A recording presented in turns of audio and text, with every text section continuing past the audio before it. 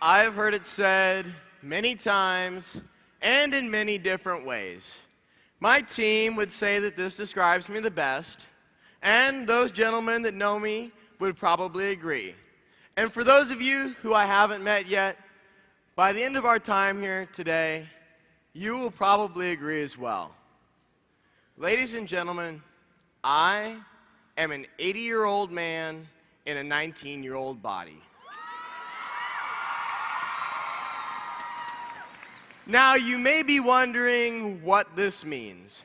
Well, the way I act, the way I speak, and apparently in everything I do, I resemble the actions of an old man. A possible origin to which my old soul could be traced would be to one of my biggest role models, my grandpa, Norman Hatley. There is nothing I would rather do than spend an afternoon with my grandpa, listening to his stories and sayings. Now, most of the time, the things that my grandpa says are just funny. For example, it's colder than a booger out here. This is pretty self-explanatory. He uses this phrase whenever it's really cold outside. Or slick as bear grease. This one is pretty simple as well. He uses this saying whenever something is real slippery. But every now and then, my grandpa says something that has a little deeper meaning. And those stories have had a huge impact on my life. I've learned a great deal with my grandpa in the years that I've been able to spend with him. And today, I'd like to share with you some of his life lessons.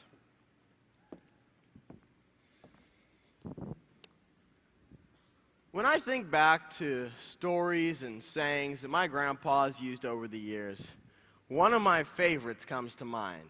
We'll call this one life lesson number 1. This one he first said to me when I was younger. He would say it whenever he met a particularly stubborn nail, one that no matter what he did, he could not pull out of the wood, the kind that twists and turns and bends, but you just can't get it out. Whenever he met a stubborn nail like this, he would say to me, when all else fails, get a bigger hammer. Later on, as I grew older, my grandpa's statement, when all else fails, get a bigger hammer, would be used whenever I met a challenge in life. It became kind of a joke between the two of us. We would use it for any situation as a fix-all, whether it was metaphoric or if we truly needed a bigger hammer to solve our problem. My grandpa's words became a source of motivation for me. Whenever I came up short, I would always look for my bigger hammer to help finish strong. A time came my junior year, a perfect example of when I needed my bigger hammer. It was when I ran for Central Region office. I was so excited. I prepared, I did everything I could think of to get ready. I was ready for that interview. The day came and I drove to Modesto Junior College, waited anxiously for my time, and I went in and I interviewed. And I gave that interview my all. That night I returned home and I waited by the phone. But when the phone call came, the outcome wasn't what I was ready for. I hadn't been slated. At that point, I felt like the smallest person in the whole wide world. But at that point, I also worked to find my bigger hammer. Instead of letting the outcome of that slate get me down and make me want to give up, my grandfather's words helped me find the perseverance that I needed. I found my bigger hammer. It became working harder in my chapter to be a leader. It became getting every experience I could out of this organization. And because of that perseverance I found through my grandpa's saying, I'm able to stand here on this stage today, and I was able to serve you all this year.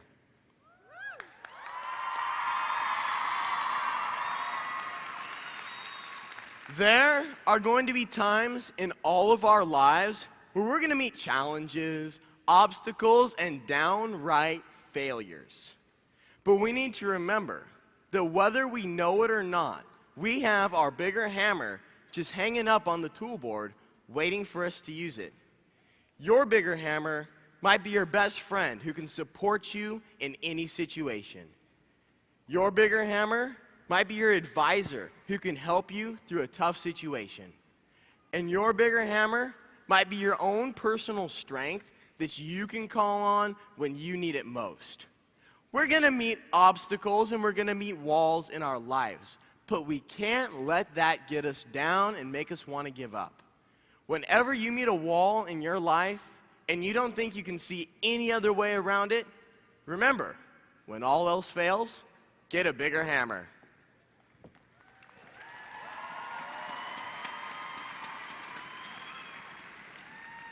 Now, I have truly enjoyed the time that I've been able to spend with all of you this year, but I would be lying if I said I didn't miss the time that I was able to spend with my grandpa. This year, however, even at its busiest, he was able to teach me another life lesson. We'll call this one life lesson number 2. This one came just recently. I went to visit him right before his 86th birthday. We went out to go get lunch, and afterwards we were just sitting around, talking about my busy year as a state officer, my college plans, career plans, everything else I had going on in my busy life. And at that moment, he told me a story. He said to me, life is sometimes like a man picking watermelons. He's got an old cart to haul them in. He's taking them into town to sell. And he keeps adding a heavier and heavier load onto that cart, thinking to himself, if only I could add one more watermelon, I'll make that much more money when I get into town. So he adds another, and he adds another. And as he adds another, the whole cart collapsed into a heap in front of him, and he made no money for all of his hard work. As I drove home that afternoon, I thought about my grandpa's story, and I began to try and grasp his meaning. He was talking about people who add and add and add until they're unable to carry their own loads. He was making a point that day. The life lesson that he was trying to teach me was about living a balanced life. This is a tough lesson to learn.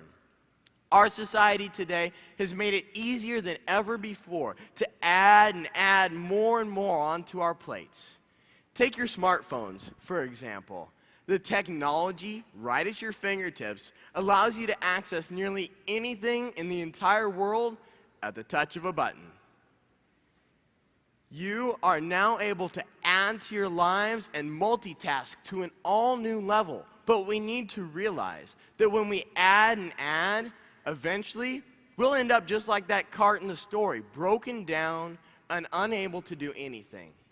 My grandpa's story provides a little different perspective on this, one of life's issues. It helps us to see that if we add and add into our lives, we too will break down. This is a different perspective, one that if listened to, I believe would help to keep us from ending up in such a situation.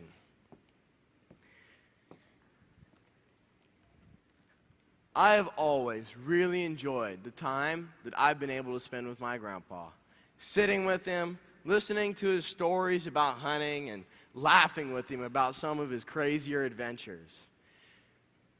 And throughout all that time that I've been able to spend with him, I've gathered just a little bit of knowledge from that past generation. And I try to apply it here to my life in 2012. And perhaps that's the biggest lesson that I've learned. Not any one of these stories, but that our grandfather's wisdom still applies even today. We have become so focused on progress and contemporary thinking, the beliefs of our grandparents are being pushed to the side. The stories that they told are fading away.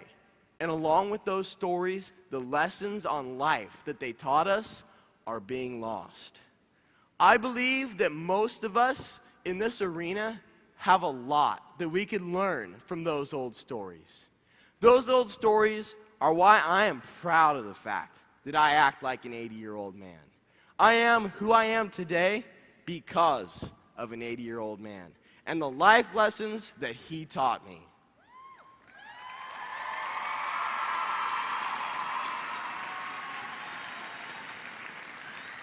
The generations that came before us have a wisdom that comes with a lot of age, a little bit of experience, and a few mistakes.